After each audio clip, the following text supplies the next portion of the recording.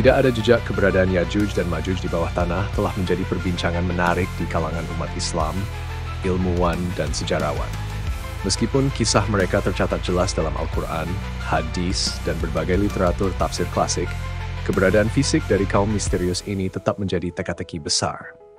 Al-Quran menyebutkan dalam surah Al-Kahfi bahwa Dzulkarnain membangun penghalang kokoh dari besi dan tembaga yang mengurung Ya'juj dan Ma'juj di balik sebuah dinding besar hingga hari kiamat.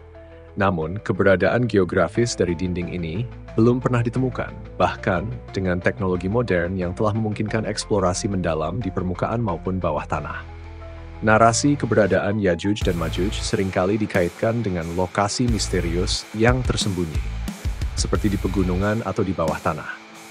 Namun, hingga saat ini, para arkeolog dan ahli geologi yang mempelajari kerak bumi tidak menemukan bukti konkret adanya struktur seperti dinding besar atau wilayah yang secara fisik bisa menahan populasi sebesar mereka. Dengan kemajuan teknologi pemetaan bumi seperti pencitraan satelit, penginderaan jauh, dan eksplorasi bawah tanah menggunakan sonar atau radar tembus tanah, ground penetrating radar, hampir tidak ada sudut bumi yang belum dijelajahi. Beberapa ulama menafsirkan keberadaan Ya'juj dan Ma'juj secara metaforis, menganggap bahwa mereka mungkin bukan makhluk fisik yang terkubur di bawah tanah, melainkan simbol dari kekuatan destruktif yang akan muncul di akhir zaman. Tafsir ini mencoba menyelaraskan antara teks suci dan fakta empiris yang tidak menunjukkan keberadaan fisik Ya'juj dan Ma'juj. Mereka menekankan bahwa dinding yang disebutkan dalam Al-Quran dapat merujuk pada penghalang spiritual atau simbolik, bukan struktur material. Di sisi lain, ada pula pendapat yang mempertahankan pendekatan tekstual.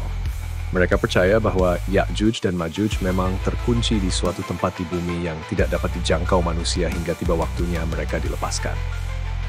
Dalam narasi ini, keberadaan mereka dianggap sebagai misteri ilahi yang sengaja disembunyikan oleh Allah SWT, sehingga manusia tidak dapat menemukannya dengan cara apapun hingga kehendaknya tiba.